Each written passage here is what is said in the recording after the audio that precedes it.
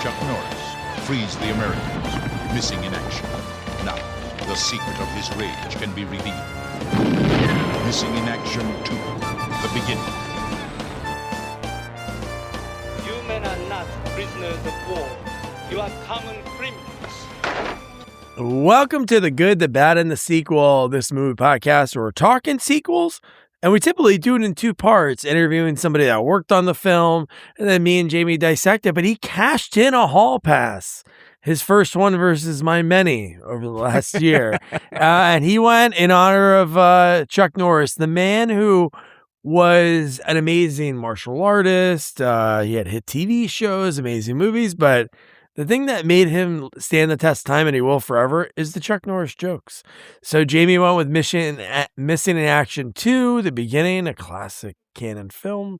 But yeah, man, before I say anything about just seeing Stephen Williams as a bad guy, how I wish this movie was all like the end. And because of how great Chuck is in those action scenes, or Braddock, I got to introduce you to my partner in the sequel watching journey, Jamie Riccardi. Jamie, how you doing? I'm doing good, Doug. How are you doing? Pretty good. It was great. Anytime to see a canon film, it's always a good day. And this is one I don't remember. I remember the original. I remember watching it when I was going through my canon phase, really diving really deep into it during COVID. And yeah, it was fun. You know, it's funny. You made the same mistake. I when I was looking for it, I kept looking up Mission instead of Missing because I keep thinking this title. Yeah, you know, this is the prequel, right? They filmed this back to back. It's a prequel. Yeah. You know how you could tell they're trying to make him look younger? They give him longer hair. Yeah. So, I mean, before we even get in there, what are your thoughts on the movie? I did, you know what? Again, a guy that is a classic canon villain, dude. Soon Tech O. Death Wish 4, when we covered him, how great his turn was in that. And in this movie, he was a really good bad guy. Like, honestly, he was kind of, I don't know. It's not like he was silly, but he was kind of funny at times. And he was pretty crazy. Like, he was nuts. Yeah, I mean, some of the scenes are definitely, I mean, pretty crazy. You know, I mean, clearly it's a rip on, I don't know what came first, Rambo 2 or this. I mean, this is like Rambo. They're both the same time. I would say right in the same wheelhouse. Okay. I mean, this is definitely like a knockoff of Rambo. Yeah. I'll tell you my biggest gripe in this movie. I mean, and to me, it kind of ruins it a little bit because I think I think it's an entertaining movie, but there's literally music in every scene of this movie. Always, every scene. There's music. And like, to me, it's like, I want to hear the rustling of the bushes when they're running. I want to hear like you don't hear, I don't think you barely hear music in Rambo unless like there's a scene where he's getting up with I think the rocket launcher and he's, you hear the Rambo music, but otherwise like I want to hear like the gunfire. I want to hear like the music playing in the background just makes it like almost Hallmarky. Like it just, I don't know. I never noticed that before. And I don't know if that's a common in canon movies. But this movie, literally, I think every scene had a music background. You know, my only thing would be my guess would, and just because it is canon, maybe they just didn't get really good sound. And there was a lot of ADR and a lot of having to like cover some stuff up. But funny enough, Rambo 2 came out the same year.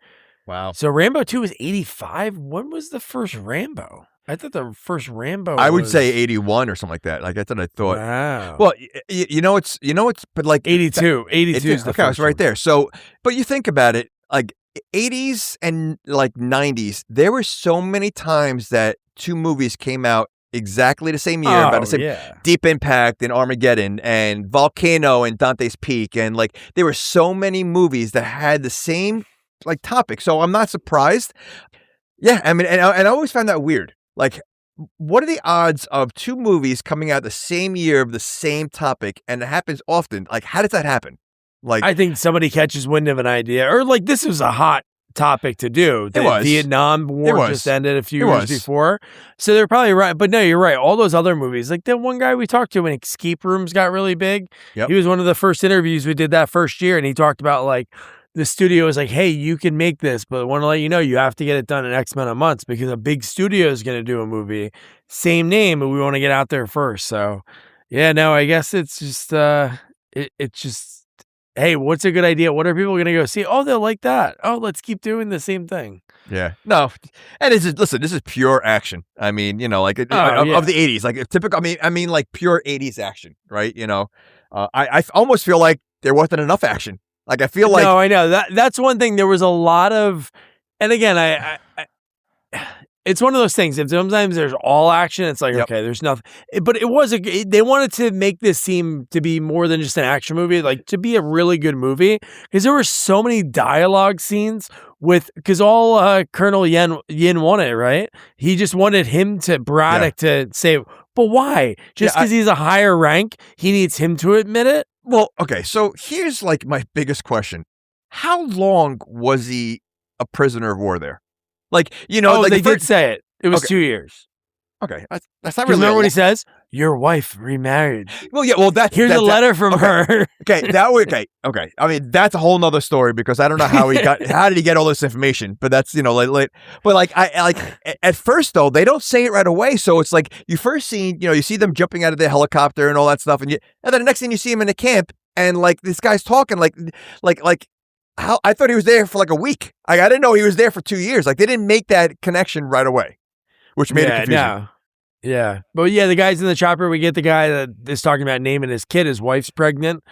Joe DiMaggio. And then we just have the way like Chuck Norris makes his appearance. It's like, it's Braddock. Oh. Yeah. But I thought that scene was pretty funny because notice how they're all jumping out of the plane like in a weird way. Like it wasn't like the normal Navy SEALs like jumping and like straight like they were just like it was just odd the way they were doing it.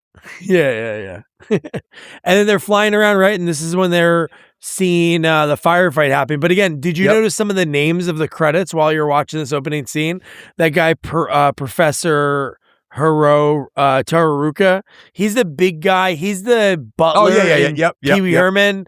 He's in Running Man. Yeah. Oh, and he was great. So much. He was so good in this, man. Yeah. But he plays that same henchman role in every movie. Yeah, but he plays it so well.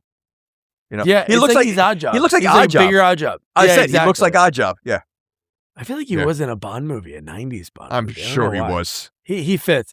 But yeah, they see that firefight happen. And they're like, hey, let's get in help. Let's go. And then they go in and then didn't work out for him. I was going to say, yeah, I mean, like, that was poor planning. Like, I feel like it was like, I don't think they planned, like, I don't know if that, it's almost like your friends are in, like, in a fight at a bar. You're like, hey, let's jump in there. Like, all right, fine. Like, here, like, this is like, you can't just jump in and like, in a situation like this. Right? Shoot from the helicopter. Stay far away. And Stephen Williams was in that group they were saving, right? Yes. Okay, yeah. Oh my God, how great is it to see him? You know what? I never checked. I'm not going to do it now, but I never looked at his full filmography. Obviously, he's younger in this, but was he in other stuff before this? Because 21 Jump Street's 3 or 4 years after this. I would think so. I mean, his credits. He wasn't top build. He wasn't near Norris. I'm saying he wasn't even second build. Well, he was. But I mean, again, he was young, right? So he probably wasn't in. I mean, he was probably inside things, but yeah, I would think though. He's the best, dude. Jason Goes to Hell. Terrible movie. He's the best. He was the best character in the whole movie. But yeah, so then, and then there was another guy in that scene that we covered in another sequel. I'm trying to think of who it was now. Oh, man. I feel like definitely Stephen Williams because of Jason Goes to Hell, but somebody else. Oh, but dude, the pilot was cool. Because remember the pilot was really funny? And he was like going back and forth with the guy about naming this kid Joe DiMaggio.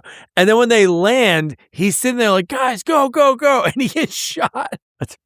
They throw him on the ground. You see that in movies all the time where you see like when the military are ready to do some kind of mission, and they're just smack talking, they're joking around, they're doing like, I don't know. You think that's like how it is in real life? I feel like nerves are like, like they're like, I don't think it's just like calmness of like, let's just joke. And like, you always see them holding the gun right there and just like ripping on the guy across, or like, I would think it's quiet. Like, I think in a real military, operation, everybody's sitting there in silence, thinking about like what could happen right now.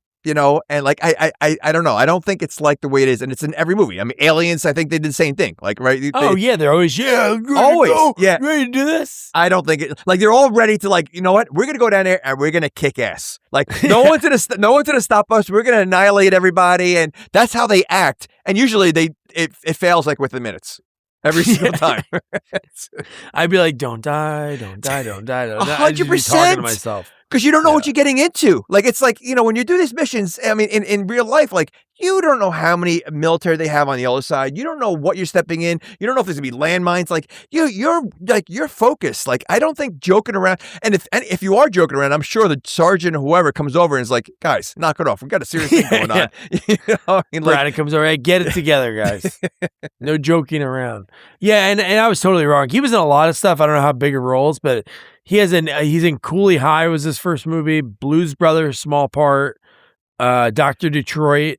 Twilight Zone, the movie. Dukes so he of probably Hazzard had. He was episodes. probably like man in Taxi or something like that, or like like he probably had like these very little roles. Oh well, some of the names. Cooley High is Jimmy Lee, so he might be one of the main characters in that. Well, it's a high school, right? So he had to be a student in the class. I mean, doesn't mean he had a role. Yeah, what's the names in that from? The guy from Welcome Back, Kotter. Seen that? Garrett Morris is in that movie. Look at that. Garrett Morris. Garrett Morris. He's my probably a gosh. feature. He's Mr. Mason. So yeah, Wow. right around the time. Right, SNL just went on air that year, the year before. Okay. But so the pilot gets shot, so then Braddock has to jump in. He starts to fly it, and then they go in the air, and then the copter gets shot. Oh, you're right. When they jump into the water, is really funny. Yeah, it is. They all do it at different times. Yep. And then that one person like waits way too long. They're like, go. Yep. No, Braddock, no. Oh my God, dude. Yeah, and one thing I did like, and I thought it was awesome, I'm sure it was in the first one, and then there's a third one, but these movies could easily be rebooted. But when they go into the water and they show in their faces, and it's their military names, not actor names, and it's like, missing in action.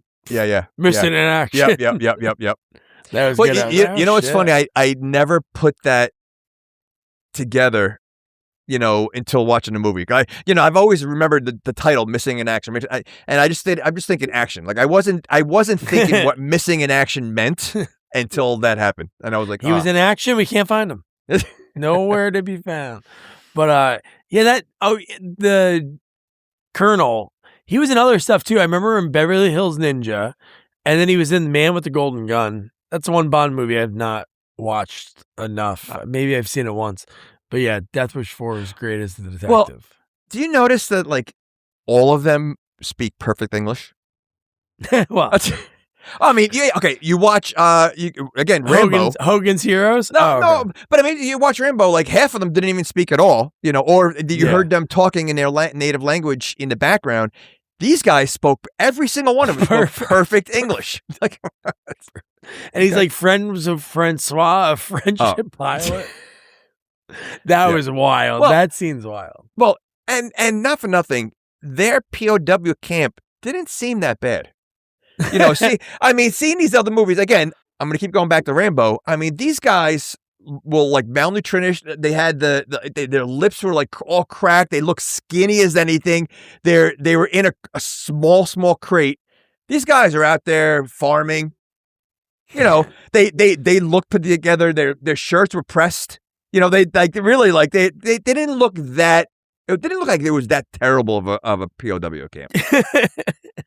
It looked like it was a retreat. It looked like an Airbnb.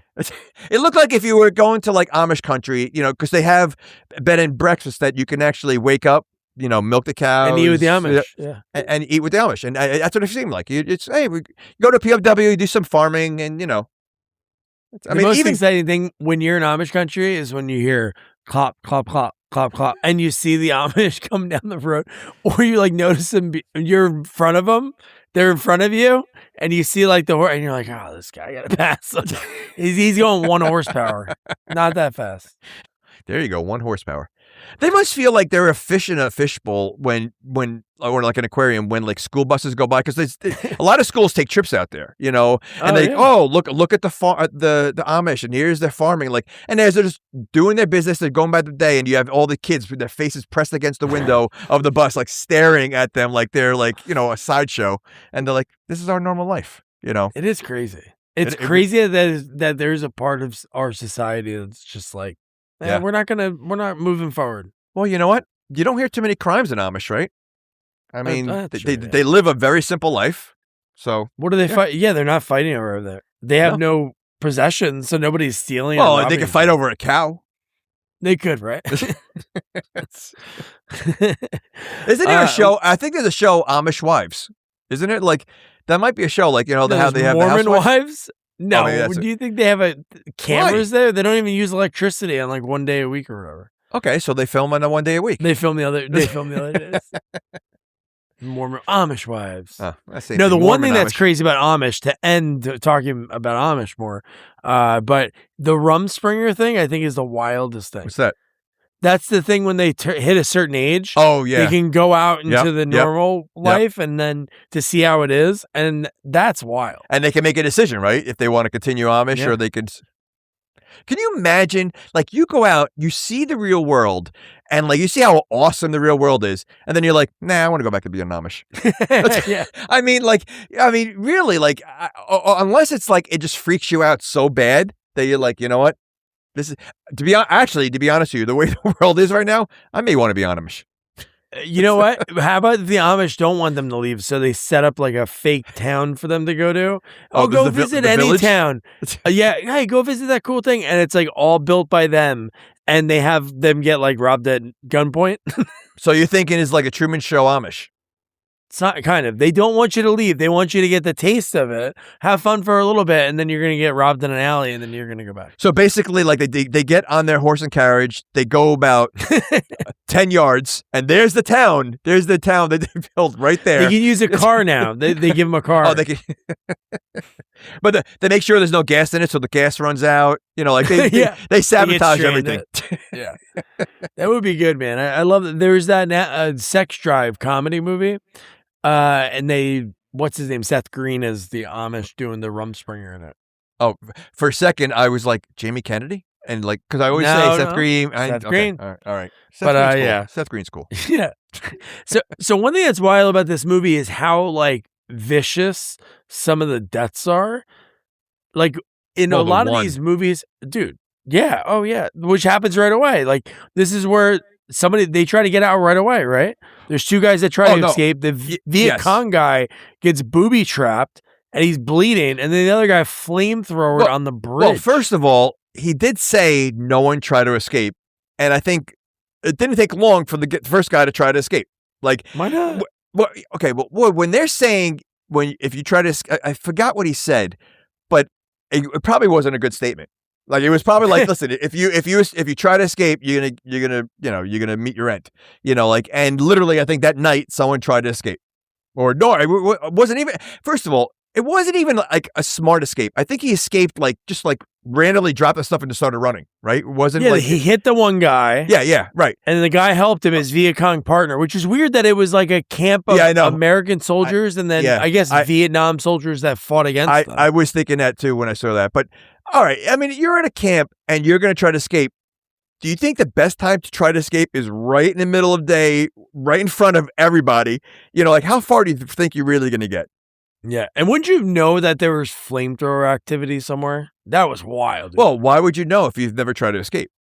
No, but I'm saying they never practiced the flamethrower. Is that the first time you're seeing it? But they're far away. They're on the bridge. The flamethrowers weren't right at the camp. They were at the bridge. So they probably didn't see that. But I mean, first, okay. All right. This does not make sense. And this is like one of the most ridiculous things. He's using a flamethrower on a rope bridge. I know. I mean, and that wasn't just a normal flamethrower. That thing was massive. And you see it. I think it is parts of the bridge that are literally on fire for a couple of seconds while he's using it. but nothing happens to the bridge. It's a rope bridge. No. Like that whole bridge. No, that's the bridge that breaks. No, or is that one later in the movie? One of those bridges burns down. No, it does. It's the same bridge. Oh yeah, but I'm saying like it should have burned down the first time he used the flamethrower. oh, that's the what you mean, okay. flamethrower is on the. He's blasting the entire bridge with the like. To me, like it's like all right. If you work at a fire, like a fireworks factory, the last thing you should be walking around with is like a lighter. Right, you know, or you know, like, or you shouldn't allow smoking in the warehouse. You're on a wood rope. Wood was the bottom of the bridge, and ropes were on the side. So the probably the worst thing you possibly can use is probably a flamethrower. yeah, but it does no damage to the bridge. Yeah, but then it breaks. Okay, but again, that's later on. It should have the first time that massive fire. I mean, literally, there's flames on the ropes, and then the flames go out. Yeah. All right, that was a little stupid, but okay. But yeah, that was massive. A flamethrower, dude. Oh my god. Yeah. Insane. Didn't he grab the body afterwards? Didn't they grab the body? Like, did they bury it? No.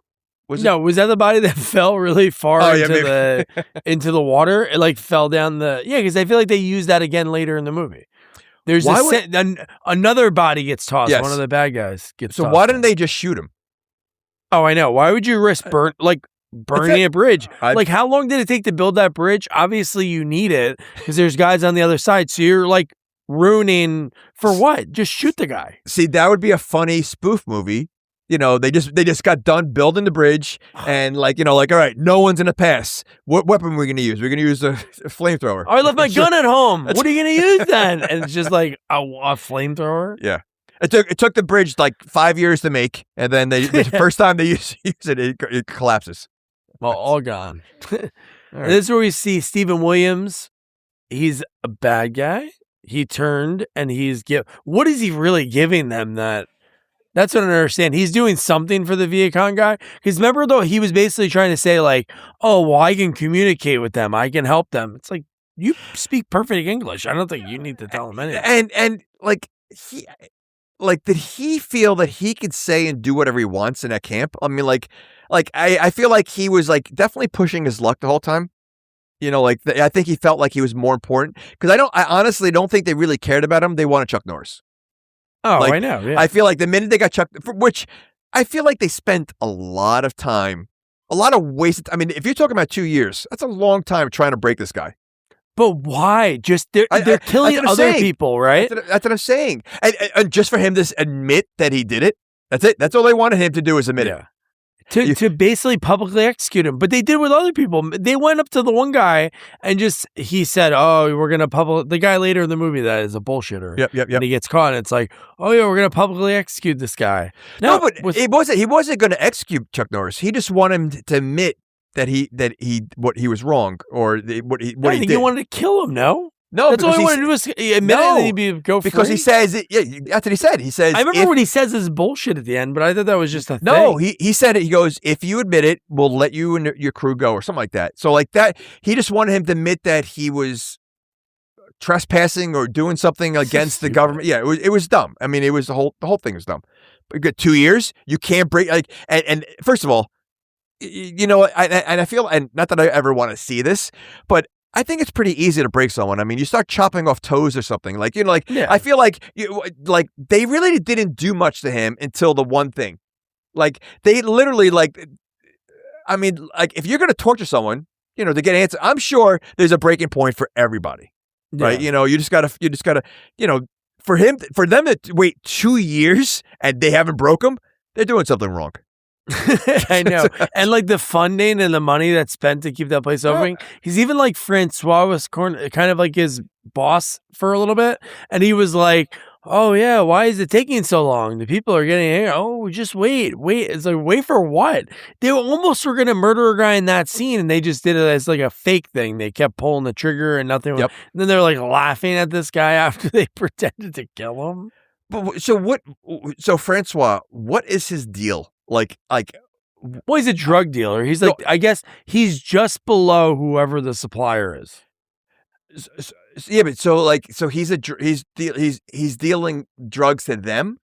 See, no, not. Yeah, that made no sense. No, because no. then he also dealt them women. He brought women for them. Like, Oh I my don't understand, God. like, because it literally, like, the general or whatever he was, what was it? The Vietnam guy. Colonel Yin. Colonel. Like, he really, like, again, first of all, I mean, he saw right through the BS. You know, but like, I just feel like, again, he's another one that like pushed his luck. Like, what did he have over them that like he felt that safe? You know, like, I know. Yeah, no, I don't know what it was. It was definitely pushing drugs, but now thinking back, like what? Maybe somehow it was that region. That they were getting or was it drugs weapons? from? Was it weapons? I think it was weapons. Remember? No, he delivers weapons. And they put them in that. Yes, he was delivering weapons to them. Not drugs. Oh, okay. Yeah, because those are the weapons that I think Chuck Norris goes to later on. Oh, yeah. So it was weapons. The not one that drugs. says USA on the side, like in big red letters. Yeah. Could you imagine that? It's like, okay, we're at the military facility. Okay, which weapons are we looking for? Oh, the USA ones. Like they really marked the boxes, not to be confused. Yeah, I don't know if weapons really say USA on it. Yeah. You know, it's Oh, what brand is this? Oh, USA. oh, this one says made in China. Yeah. Oh man. American Airlines. They switched my package again. Yeah. You know what was really cool too was one of the best lines. I should have clipped it, but when Yin is trying to like get under Braddock's skin, and he's like, "Oh, your wife's planning to remarry." And he says, "If my wife is planning to remarry, then I'm happy for her." But Braddock doesn't say like, how would you know Yeah, right. anything about my wife? First of all, how would he even know? Does he even know Braddock's name at this point? Like, does he know? He knows it. Oh, yeah, he okay. knows all their names. Yeah. So he just searched up his wife? Like, it's that easy to find someone from another country to find out, oh, yeah, all this detail about the wife? And he get gets it in American Yellow Pages. Oh, hi, this is, oh, you just won a free cruise. Can I get information about your husband? And what's the deal with the guy with the chicken? Like, he's allowed to have a chicken as a pet? Oh my God, but that was sad, right? Oh my gosh. That would be ridiculous. But that was his buddy. They allowed it? Like, that was like there was chickens everywhere. That was just his personal friend. No, I understand that, but I mean, he's like Gonzo. But I understand that. But I would assume at a POW camp, they don't want you to have any pleasure whatsoever. Well, remember, you said this is a nicer POW camp. It is. So that is true. That's one of the amenities. We give you a chicken. You're allowed to have pets. Yeah. Pets are included. Yeah, okay. That is true. Yeah. We'll cane you. We'll whip you, but you can have a chicken. Dude, Braddock's badass, dude. When he is fighting Stephen Williams. Oh, yeah. Oh, my God, dude. Him in the chains. Like, Stephen Williams, obviously, he doesn't care because when you're fighting like that, it's like, hey, I need to survive and not die. Dude, when he, like, flips him over and has the chains and he's, like, turking it. Oh, my God, dude. That's Chuck Norris, man. That was a cool fight scene, too. Yeah. Again, I feel like it needed, I honestly, like, the only action was, like, I think that fight scene and then the end. Like with Chuck Norris, right? Yeah, the Colonel beats up a guy really quick. Yeah, but I'm talking about like a dumb, Chuck, right? Yeah, but there's a Chuck Norris movie, right? I mean, like, I feel like, I know. You know, you didn't see, I mean, obviously the end and then this fight scene and that's it. Like, I want to see more. Like, I want to see, like, you know, I mean, if he's going to make him fight that guy, he should have made him fight another guy. Yeah. But the ending was cool. Again, I think it's always great. Well, I'm not going to get into it, but you have a guy that's not a superior big guy with Colonel Yin, but it worked. Like, even in that fight scene when he beats up that guy real quick, you're just like, there's no way this is real. Yeah, but you know what though? They could have made Colonel Yin, you know, based on his ethnicity, a little bit more of a challenge. Right? Yeah. Like, you know, I mean, he could have had some kind of martial arts or something that give him like a battle at the end or something. I feel like they made him kind of wimpy. Like, you know, he was a big phony. It was like when no people around, he changed. Yeah. Well, again, maybe he's an actor because he speaks English, you know, perfect English. So maybe Could you imagine if that was the twist? This was like, he's not even like part of the military. He just pretends. He calls himself a colonel. He's not really. Yeah. And then this is when Braddock, right at this point, he wants to be the one to take. He's like, hey, take me, punish me, right? Because he wants to save all his guys. Yep. And how about the psych out they give him? Oh no, I'm sorry. No, this is when the other guy's hanging, right? When they do the fake machete. Well, this is the guy that has the gangrene or whatever, the sick guy, isn't that? Yes. Yeah. Oh Okay. yeah, they put him on. Yeah, right. yeah. They're getting ready. They hang him upside down. Yep. And they pretend to machete him. Yep. And then because Braddock said, "I'll take it," Yep. they hit the rope and he falls down. Oh god, that guy had such a rough time. Well, they do a lot of like psych outs, psychological torture, I guess, in this movie. Oh. And yeah, I mean, like, also, like, why even, like, you would think that if you're running a prisoner of war camp, you have someone that basically can't even move, without help. Why are you like having him there? Like, it's like, one, it's a waste of space, right? I mean, again, I'm thinking on the point of view of the, You're thinking you wish there was like how there was like The Sims. You wish there was like the POWs, and you could run a camp. Jamie's POW camp. You know what? I think I could do a job. That guy, throw him over the bridge. He's useless.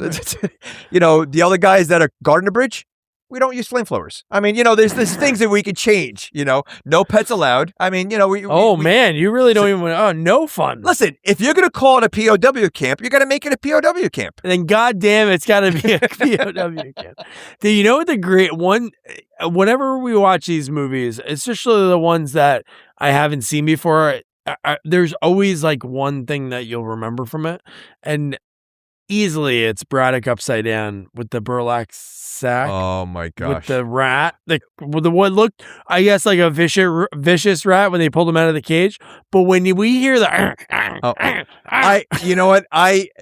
all I thought of when that was happening. And then you hear him, like you hear the rattling or whatever. You hear him like, I think he might have said ouch or something. Like you could hear like the scratches. But like the rat or Braddock?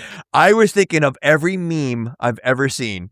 When I saw that scene, I'm like, he's gonna come out on top of this. I mean, like, not even a rat can hold Chuck Norris down. Like the way they show it after he takes off the burlap. I mean, it's amazing. Like I don't even know if Rambo. I don't know if Rambo would have done that. So I don't think he could have. I think I honestly, I think that's almost impossible though.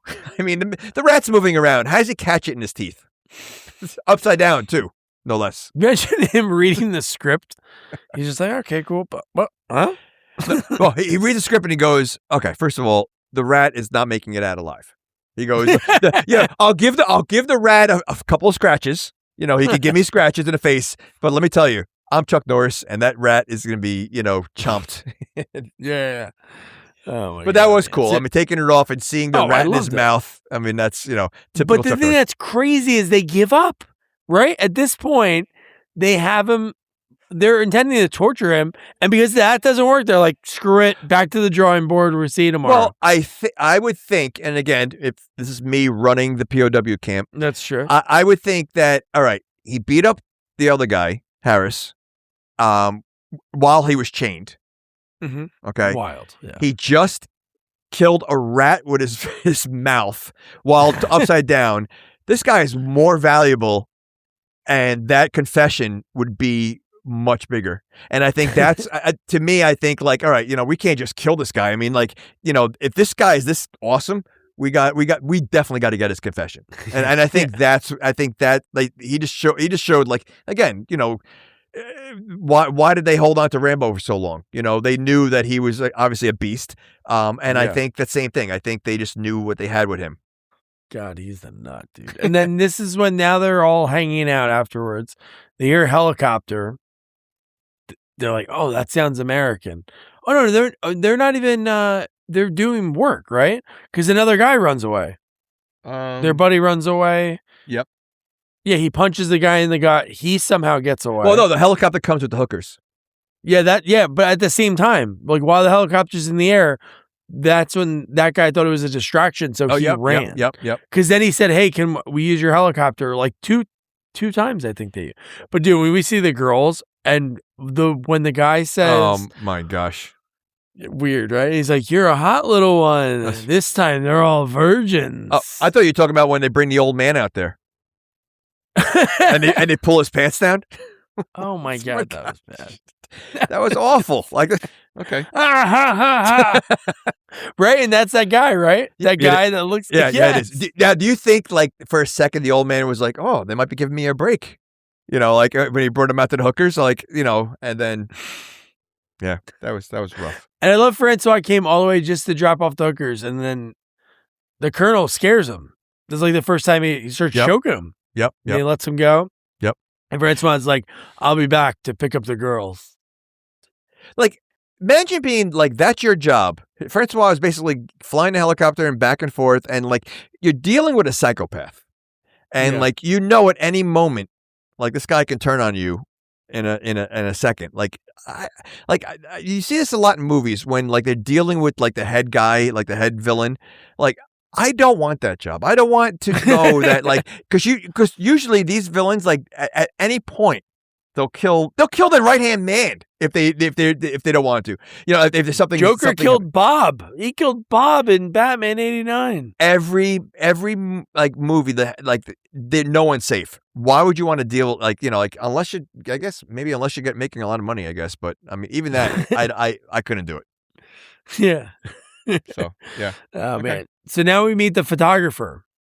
We see a photographer walking around. He's snapping photos of stuff. And then okay, hold on a second. This whole thing is weird. It's very weird. I honestly felt like it was very stupid. Like it really was. Like it was corny. The whole situation and why he was there and what he was doing. And go ahead, you can go ahead. Yeah, it would seem like they needed to get to 90-minute runtime. They needed to get something. Yeah, I mean the way he was dressed. I mean, he's wearing shorts and like he's not, like he's at a resort. That's literally how he was dressed, and he just happened to be wandering into the camp. Yeah, and then Francois tipped us off on a character that might be coming because he goes, "Hey, there's a man asking a lot of questions," and then this is where he's like, "Oh yeah, I know that there's people on the way. I'm just walking around just you by yourself walking around the woods. I got to walk back. I have the was like signal or something. Yeah. I'll have to tell him where I am. It was like, okay. So stupid. Like, do you think that I keep calling him Colonel. Is it Colonel? Colonel, no. Yeah. Okay. Do you think he saw right through him right at the beginning, or because obviously you thought he was just playing along? You think, dude, like nobody's just gonna show up to POW. Hey, how you doing? Is this a POW camp? See, that would be a comedy. I feel like that's a comedy right there. Like just wandering. Yeah. Okay. And he definitely he got caught lying pretty quick. Oh, it didn't take that long. Like. Well, he was hiding his face, because when he realized Francois was there, he's like, "Oh my God, dude! When the helicopter, I better be going." The way he would there's like getting caught in a lie and like really weaseling your way out, which is exactly what he did. I mean, if he didn't catch on to him, that moment he knew. I mean, like when you have to make a sudden change to get out of someplace, there's a problem. Oh yeah, I left my iron on, and then he just. Yeah, he gets caught. And with him, they sentenced him to death right away. Like that's that's the thing that's so stupid. I agree with what you were saying. Like Braddock is like, oh yeah, we got an American to admit this is a big deal. They did the war. We weren't wrong. Like for their own people. So the people are like, oh yeah, we believe you now. But for him, they just like, oh yeah, we sentenced you to death, and it happened like so quick and good effect. A gunshot through the head, dude. That was intense. No. Well, was it? I wrote down something, and something about like the options that he has, and something he goes, "I can kill you in prison," and then the guy goes, "Yes, I missed that one." Like as options, and I'm trying to think of what that would like. Was the colonel giving him options? I'm sure it was, yeah. Okay. But he killed him pretty quick. He did, yeah. Because you were expecting, like what we saw last time, the empty chambers to scare them. But he was like, nah, I'm just going to. Yeah. And he gets him, and then Braddock will do anything, and he wants to help everybody out. Their one buddy has malaria. The guy that had like gangrene, who was sick earlier, he has malaria. And then Yin's like, okay, fine. I was going to say, he's a doctor also? Oh, I know. Just administering shots. And he gives, right? Doesn't he only give him half or something? Yeah. Like something stupid. Well, it wasn't a real shot. Oh, I know. That was wild, dude. That's Yeah, when he So, signs a confession, dude. Yeah, that happens pretty quick, right? The poison. He gives him he gives him drugs. He gives him opium, which I think is what they might be selling too. There's definitely a drug element too. could be. Well, maybe weapons and drugs, but yeah. But like, if you're the other guys that are in the camp, how mad are you at Braddock? Because you're there for 2 years. He's not signing it all this time, and now he signs it 2 years later. When if he signed it day one, they would have all left. Well, none of the guys wanted him to sign. I think they don't. Remember how many times like No, I know, Braddock, no, I know. don't say anything. But he signed it. But he did eventually sign it. So if you're okay, what if you're the one guy in the group where you're like, you know what, I wanted to go home all this time. I don't want to go. You know, and you could have done this 2 years ago. We could have been home already. You know, kind of thing. So yeah. Yeah, Okay. the one guy, Joe DiMaggio's kid, is like a year and a half. Yeah. Which is pretty wild. Okay. But yeah, so now we have he signs a confession. We even get a photo. How about the pop out photo? Yeah. Oh I yeah, love he's that. actually really signing this. Yep. And then oh my god, when you see the poison, when he starts like I'm like, oh my god, dude. But it wasn't poison. He just OD'd him, right? He had an overdose. He OD'd him, yeah. Yeah. But then he wasn't dead. Well, Which is we didn't know that. We thought he was until Yeah, he that's was crazy. about to be burnt alive. Yeah. So, Oh my god. Dude. how about like the fact that it was? I think it's like one of the next scenes that the colonel's outside in the rain, and he has an umbrella. Yeah. Yeah. Okay. I don't think. Again, if you're this, psycho colonel in Vietnam, and you're gonna have an umbrella. I think he had not short round. The odd job holding the umbrella for him. Okay. He is such a good villain. Like, really, his turn in Death Wish 4, thinking about it again, it's so good. That movie has some of the best turns ever. And he doesn't have to say a word. Like, he commands the scene. Like, if he's in there, like, there's going to be a scene with him where he's going to do some stuff. You know, like. He's going to show up on Paul Kersey while he's killing bad guys. He's still a phenomenal architect, and he's doing his work, and he shows up late to his office. Oh man, dude. But yeah, dude, Braddock. And this is where the movie turned. So at least the last 25 minutes is so action packed. It is. Because when he fake hangs himself, what was that? To wake up, okay. Hey, it's morning time, we have to check on him? Well, first of all, what started is because the guy was lit on fire, but he was still alive, and he yelled to him, he's still alive. Yeah. Right? So how do you fake hang yourself? Because I didn't see anything holding the rope so he can't choke. So he was literally hanging himself. He must have been, yeah. He was really hanging. No, he wasn't pulling the Goonies. Remember the beginning of the Goonies? No, yes. He had like a belt hooked up or something? Yes, correct. Yeah. There was nothing. I was trying to see like what was he, but it was nothing. He was literally dangling there.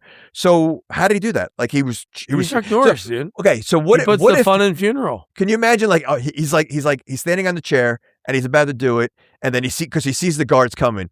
And then, he's like, all right, let me do it now. And then all of a sudden the guard said, you know what? We forgot something back at the other hut. And they turn around and walk away. He's turning blue. He's got the strongest neck muscles, man. It's just like he's doing pull-ups with his neck and chin. But, oh my God, dude, he does a lot of neck snapping in this. Well, here's something else I noticed. Did you notice that the guards were wearing sandals? Yeah. I mean, how are you going to catch anybody that's running away? You're not. They were, and they literally, like, I think the camera was zooming in on their feet multiple times. So you see, like, a bunch of guards wearing.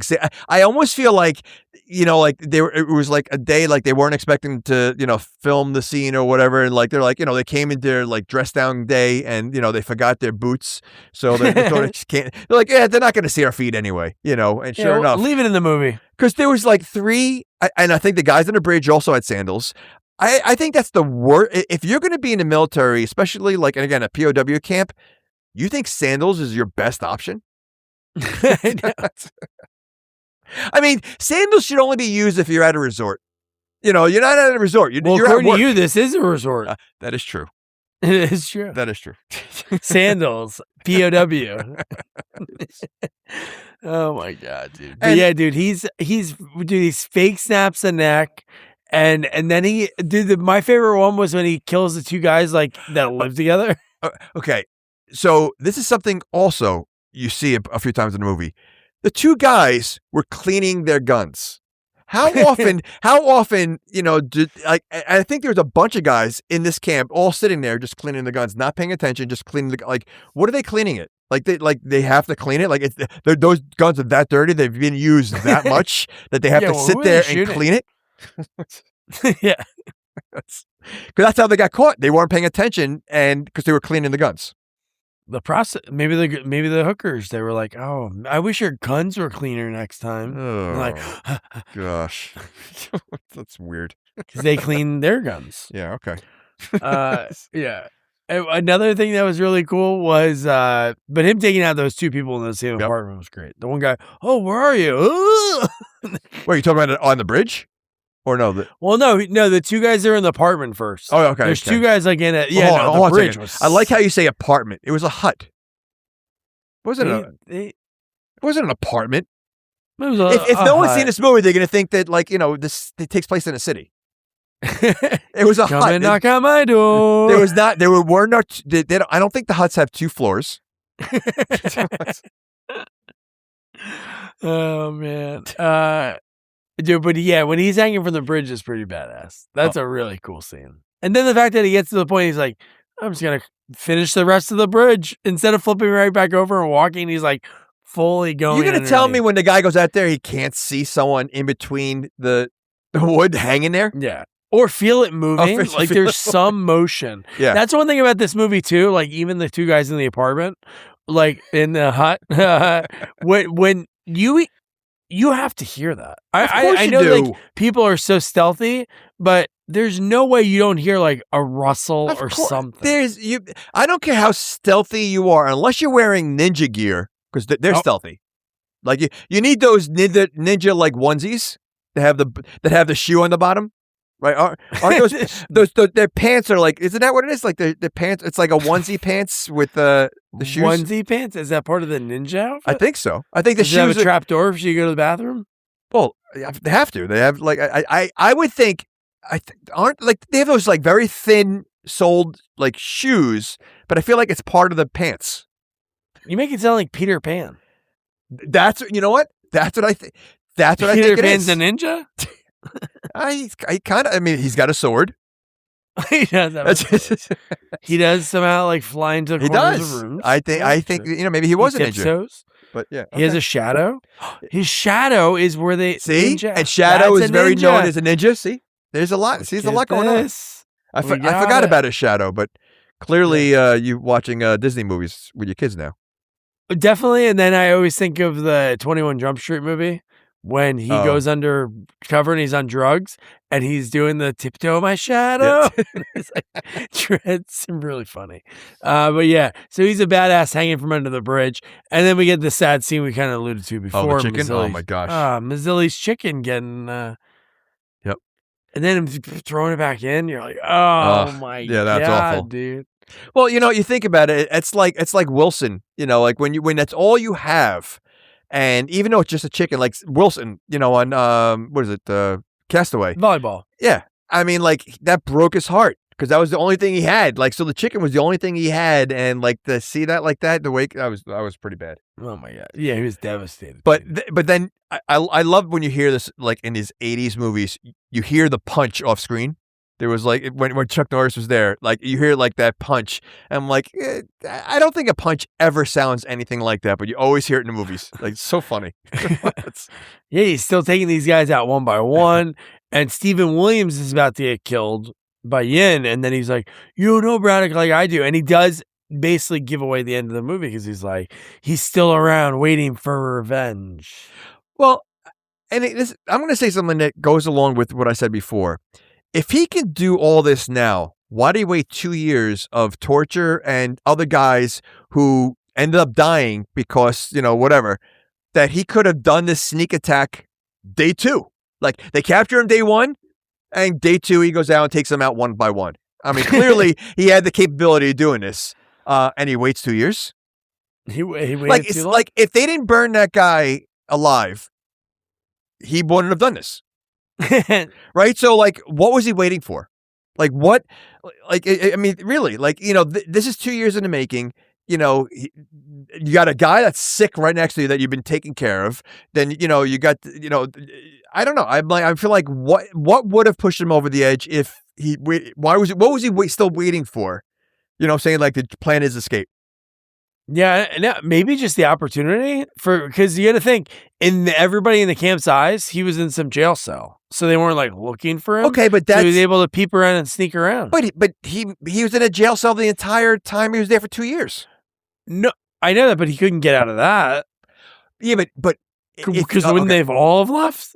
Well, yeah, but remember the thing they lived in? It No, I was know. like you had to take that ladder. Yeah, they took the ladder out. Yeah. But okay, but I'm just saying, like, I'm sure there are things he could have done to be put into that jail so he can escape. Oh, easily. He could have punched. Right. So why did he anyone. wait 2 years I don't know of about I all don't this know why. time? Like, and again, some of it, the guys on his team ended up dying that he could have saved. Selfish. It is Braddock, selfish. man. Waited too long. What are we doing? All right. But now he has a lot of weapons. And he remember his buddy sees him, the guy that's the Asian guy with the glasses who Yep. was part of their group. Yep. He sees him and gives him like a little wink. Yep. And he takes another guy out. Oh, and he helps him take a guy out, right? Well- Remember, because he hits the guy in the stomach to give the cover for him to be able to take the two guys out. You realize that there was another guy cleaning his gun at this point. I wrote it down. So when they taking another guy out, he was cleaning his gun also. So, I mean, first of all, again, if I'm running a POW camp, I feel that if you're gonna clean your gun, you all should be cleaning at the same time. Like do you it have at to, home. you have to do it at home and That's- do it not at the same time. I'm sorry. I don't think I don't think any of them have a home. You think they clock out and like they leave the camp and they go home afterwards? Yeah, and I'll be back. I'm taking a vacation next week. Yeah, and I can't make it in this morning. I'm feeling sick. Could someone else work the bridge today? I forgot my flamethrower at home. I gotta go home. I gotta go back and pick it up. But yeah, that was cool too. But when the guy, he didn't even fight like a guard. He looked at another prisoner, punched him, started that scuffle. Yep. And then Braddock now has a ton of guns. This is where he grabbed the box that said USA on it. Well, he also put on a Rambo headband at this point too. Yes. And he finally takes his he takes his handcuffs off finally. Yep. And he leaves them dangling, which Yep. I don't know why he did that.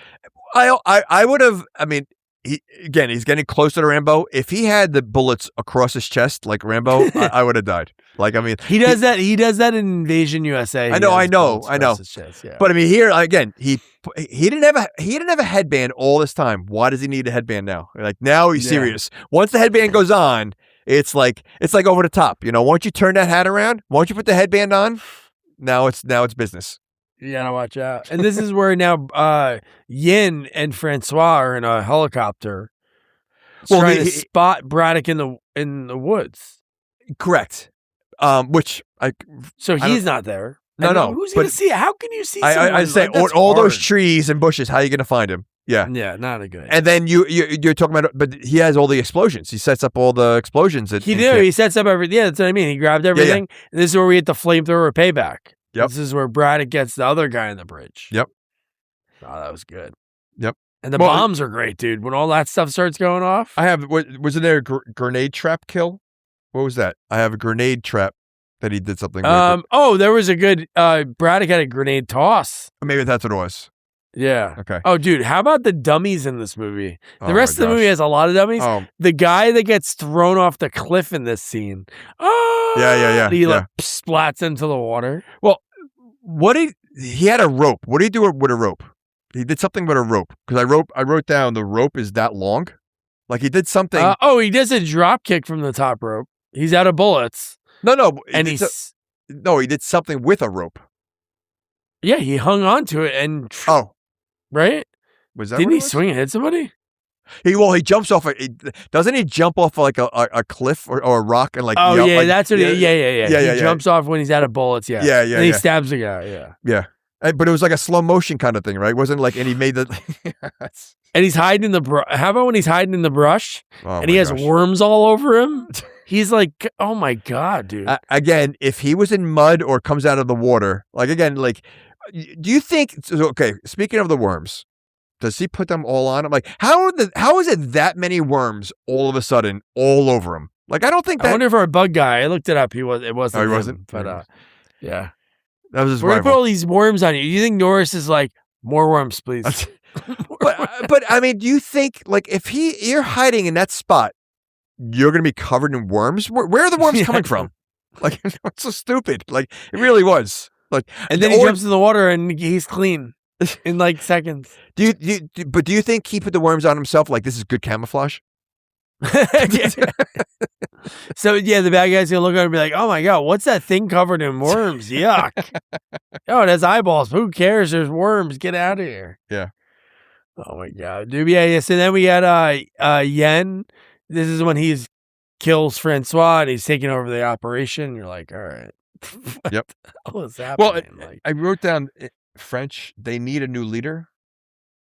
Yeah, he took over. That's right. Okay. Yeah, that's when he took over. Yeah, because he's like, yeah, you're not strong enough leader, and then he kills him. Well, no, so he takes over. They need a new leader after they heard you died. Oh, yeah, that was the line. Yeah. Yeah, okay. And he said, what? Yeah. Yeah, that was good. That was cool. Yeah. Yeah. One thing that was I noticed was on the helicopter, because it was an American helicopter, he had like a picture, like a sticker on it. It was like a knockoff Mickey Mouse. What's right on like the window of that helicopter. Again, you think a military helicopter is going to have Mickey Mouse on the windshield? Like, can you imagine it had like bumper stickers too? Like, if you see this, you're flying too close. Yeah. If you're going to ride my ass, at least pull my hair. All those great ones you see in traffic. I've never seen that one. I've seen that before. Did you really? Yeah, dude. When I lived in Portland, I not saying I'm not in traffic in New Jersey, but because we commuted every day and every day on the way home, we were in like bumper to bumper for like 30 minutes. Yeah, do you see some ridiculous? That's amazing stickers. But yeah, how about this, dude? The one thing that Braddock does in this part is so stupid. Because if he snuck up on them, it'd be like, okay, great. But we had all those army it was like 50 guys, men. Yes. And they all miss. Sitting in a hole. Like, they all miss. And he's able to lift something, throw the grenade, slam it, and not get shot. Like, he gets shot, I think, in the shoulder, right? A little bit? Or I think he gets grazed. Yeah. Well, I mean, Chuck Norris, the bullets probably bounce off him. You just got to give a little grace. But I mean, like, you have all those guys. Now, one guy was able to hit him at all. There was like 50 guys in there. Yeah. And then he does this. How about when he does this straw trick after this? So he's back in the water again after that explosion, and he's doing they're like, where is he? And he's like, has the reed. That's ridiculous. Do you think it really works? Yes. Okay. You're drinking. It's a snorkel. I guess it's the same idea as a snorkel. I know, but all right. You can use a straw right now, lay down and breathe in it. All right. And then we find out the guy that ran away earlier in the movie that we thought was dead, because Yin did tell them, hey, your friend's dead. We killed him. Like, they kept trying to scare him. And then Mazzilli, they all like kind of reunite, and you're like, all right, cool. This is pretty good. Yeah. No. Well, I mean, and he was like also like, I think when he was running out, wasn't he like in bad shape? The guy that they found, like, they originally ran away, and then I thought he was like didn't he fall down a mountain or something like that, or he was in like bad shape? No, he was fine because he was helping. He was fine. Oh, yeah, no, he was helping. At the end, he was helping. Chuck did it. No, yeah. I'm talking about when he escaped. I thought like either they shot him or he fell down a mountain. Oh, I forgot. I feel like they showed something that made us think that he could have died. But maybe. Then he was totally fine. When Braddock found him. That's what I meant. Yeah. Like, it was like he was like as if he just got there. And was he gone a month, a year? Like, we have no idea. The time frame. I mean, we know it was 2 years, but then once we see him there, I feel like it was only like 2 days. Yeah. Yeah. Really, we didn't get any timeline. We got like from 0 to 2 years. You had the nighttime with the hookers. That was a nighttime. Yep.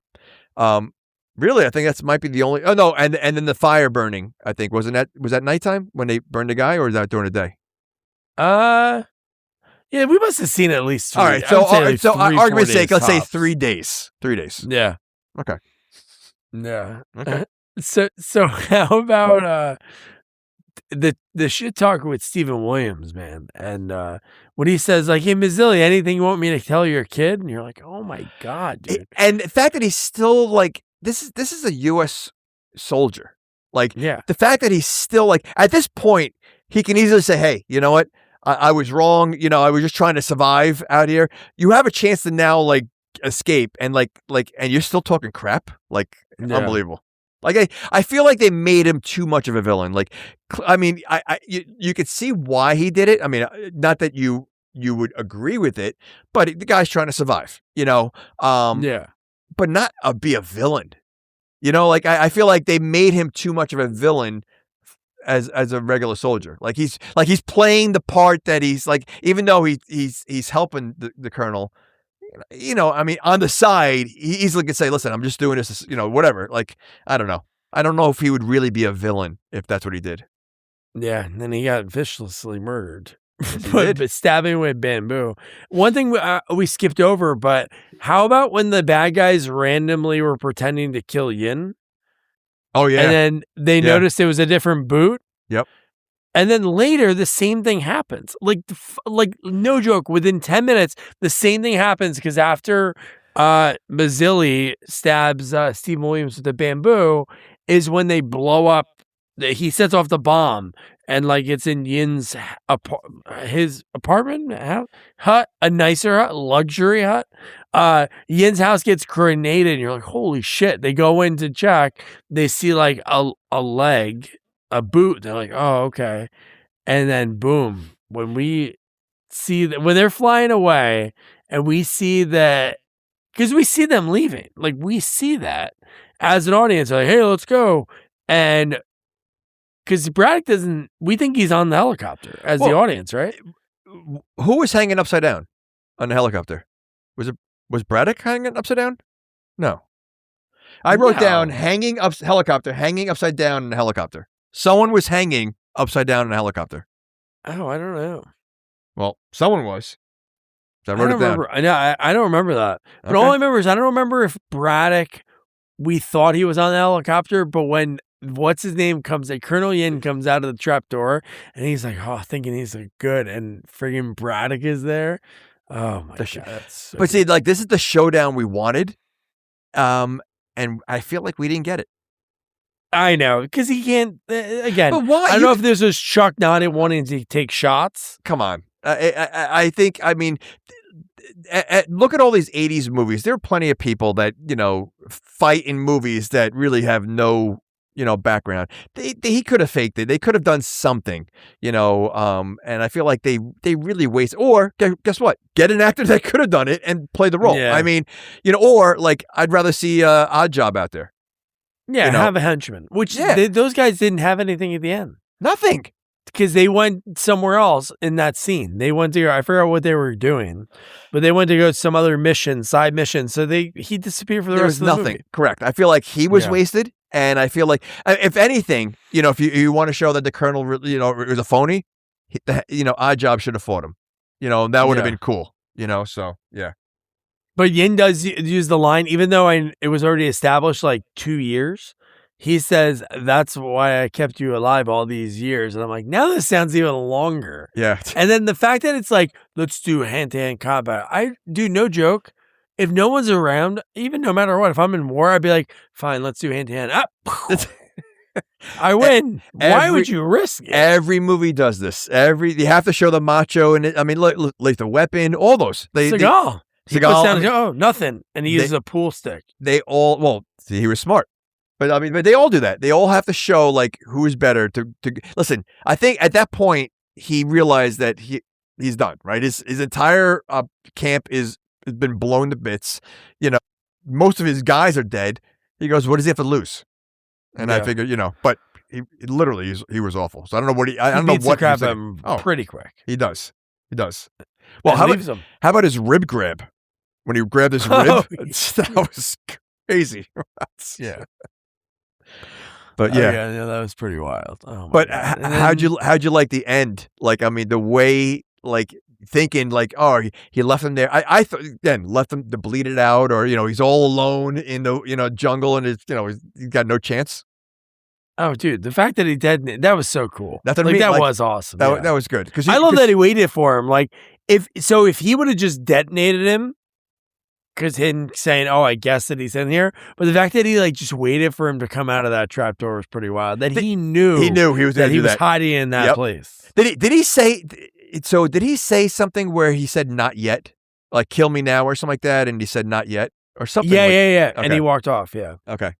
But that was cool. Again, that's a classic canon ending. It's like, Yep. let's have the craziest shit happen. Yep. Just think of the canon Death Wish movies. Yep. Like, definitely 3 and 4 are the ones that it's like, holy shit, like, what just happened? Like, 4, he blows up, what's his name, John P. Ryan, after his girlfriend or, soon to be wife gets murdered. And then he walks off to jazz. This movie, same kind of thing. Kills the bad guy, huge explosion. Well, how many movies you see like they leave the villain at the end, or or even Die? Is it Die Hard? Was it Die Hard, or I forget which one? Where like again the villain, it was Die Hard. The villain always like they think it's all over and they grab a gun slowly. They turn around. So I thought something like that was gonna happen. I thought like he's gonna have a gun. Chuck Norris is gonna turn around and shoot him, but instead he just blows him up. He blows him up. Yeah, every horror movie, they have to kill the bad guy multiple times. Oh, we discussed Horror it in so many action. times. No one makes sure the person's dead. Never. Which is terrible. You got to do So that, stupid. guys. Yeah. Check it. But so that's Mission in Action. Missing in Action. Mission. It's really hard. See, when you read it, I'm reading it. I know. And I say Mission. I said it multiple times in after I watched. Action too. I did the same exact thing, and then I'm like, what's the name of the title? Because I'm like, Mission. I same exact thing. Yeah. Yeah. Oh my God. So, Jamie, this is your hall pass. Are you happy with your hall pass selection? I am. Like I said, the movie's definitely entertaining. It's Chuck Norris. I mean, I think this is one of his better movies. I mean, I haven't seen a lot of his movies in a long time, but I think this is one of his big ones that put him on the map. He's made a lot of movies, but this is the time again. All these war, like heroes, saving people, and I feel like it's definitely worth watching. The only thing I said, my biggest gripe was the music. I feel like every scene had like background music, and it wasn't even like suspense music. It wasn't even like, it was just like, I don't know. It was just like music they're playing softly in the background that like kind of took away from the scene.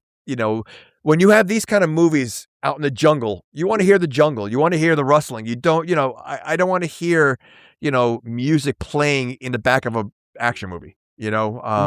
So, but outside of that, maybe add another action scene, or like a fight scene. Like I feel like it's the ending was very cool, but it needed an end fight. And I think if he fought Odd Job first, I think that would have been perfect. But to answer your question, it was a shame to have a guy like that. Absolutely. He's not used.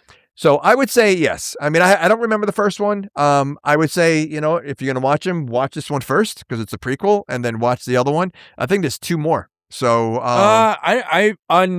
maybe. I just saw 3 on Tubi. There is a 3rd one with Chuck. Yeah. So that's what I'm saying. So there's 2 more. I mean, the first one, obviously. 3 more. Well, no, it's 2 more, but the first one, which is really the second one. But yeah, so yeah, I would say, it's definitely worth it. It's Chuck Norris, man. It's you got to watch it. Very fitting. I would say his character in this movie, in a lot of movies, he is definitely stoic in this movie, but I just love him taking out people the way he did. I just wish there was more of it, but you can't really do that. You can't have a movie of a guy always just taking people out. But no, in his classic canon, it was, it was what it needed to be. It got the job done. It's an action movie. It had a lot of it. You had silly characters like the chicken guy. You had nudity. You had the Asian guy's butt. You saw his butt, yeah. So had some nudity. You're in a war camp and you're already suffering enough, and then you're gonna get embarrassed. It's cold out. I guess they don't give him underwear. I guess they don't give him underwear out there. Can't afford it. You can't afford it, right? It's too much, but Yeah, so that was a good hall pass. Now we're back to our regular scheduled program. And wow, we got a good one for you. I talked actually this afternoon with a stuntman from New York City. He's residing in Jersey now, started doing martial arts. Somebody said, hey, email this person. This might be something you'd be interested in. They're looking for somebody that can do some stunts. And he's like, really? He hemmed and hawed on it, and he did it. And then now he's been in so many Marvel flicks, Spider-Man No Way Home, Captain America Brave New World, Black Adam he was in, and the next sequel we're going to be covering, Escape Lane 2, and that is Vic Plahas. Vic was awesome, man. Really cool guy, down to earth. Just really talked about the ins and outs of stunts. It's like every time I interview the people that aren't the acting jobs, even for acting, there's always different questions when I'm done. I'm like, oh man. I text Jamie and I'm like, oh man, I wish I thought about asking something like this. And he had some really cool, the way he broke down the way you put together a stunt scene and how you prepare, who you meet with, hey, if this is like something simple, like he has Devil Wears Prada 2 out, and he goes, I don't remember what I did. He goes, I don't remember if I'm in the final cut, but it was a scene of Emily Blunt running. He was like delivering a package and she bumped into him. He flew back. But then he's talking about doing these stunts, like jumping 3 stories off, talking about like if it's a smaller fall, they're like, yeah, we'll give you a thin pad. If it's something that's bigger, we get a thicker pad. It's like, oh my God. But it's really cool to hear about the ins and outs of getting into a part of the industry that you have to really just ask around. There's no like school for it. There's a few throughout the States, but yeah, great stories. Cool story about being in Captain America and stunt doubling Carl Lumbly. And Carl Lumbly, as a gift, gave him a shield from the movie. Cool stories about yeah, he was just awesome. Big Star Wars fan. We had some cool interactions talking about that. Harrison Ford we talked about because he worked with him, and he was like, oh, Han Solo. Do you call him Indiana Jones? Like, who is he known as? But yeah, really cool stuff. And we talked Van Damme and Seagal. So that'd be fun to check out next week. And then following up, Escape Plan 2. One of the first sequels we ever covered 7 years ago was Escape Plan 3. So this will be a good one. Jamie, are you excited? I am. You know what? Because first of all, I mean, action, you know, all the way. Based on the movies we cover, I'm glad to do action movies, and it's Stallone. So, yeah, I hope it's good. It's gonna be. It will be good because I know, you know, we just did back. If we're doing Escape Plan 2, and then we just did Missing in Action. I said it just did the same thing. Missing in Action. Tongue twister, but it's really not. It is. Back to back. You know, I'm assuming it's gonna be an entertaining movie. I know something bad's around the corner. So I want to enjoy the good movies while we can, or I should say the not good movies, but the enjoyable movies while we can, because it's never this long of too many in a row where a bomb is going to drop. So I know something bad is right around the corner. What's lurking behind the corner? There's no more munchies. There's no, there's a couple critters left for you, a couple ghoulies. There's a lot of creature movies that we haven't even touched. So, yeah. I feel like we've nailed the good ones. When you think of, no joke, if you think of Ghoulies, if you've seen all the Ghoulies, the third one by far is the most enjoyable one. Second's like Weird at a Carnival, and it's like sort of more of a horror. The fourth one is Jim Wynorski did that one. Somehow it's like there's like leather-clad women like rant. But the third one, hilarious. Oh, Cranks again, and pranks and there's yanks. But there's a lot of out there, so I just know something is coming soon. I don't know what it is, but my guess. Well, we'll enjoy it. So next week, Vic Plahas, stuntman and martial artist, did some acting and stuff too, and Escape Plan 2. So don't forget to review, rate, share our podcast. Follow us on all social media at Sequels Only, and don't forget to check out our website, sequelsonly.com. Good night. Good night. Good night. Good night, guys. Good night, guys.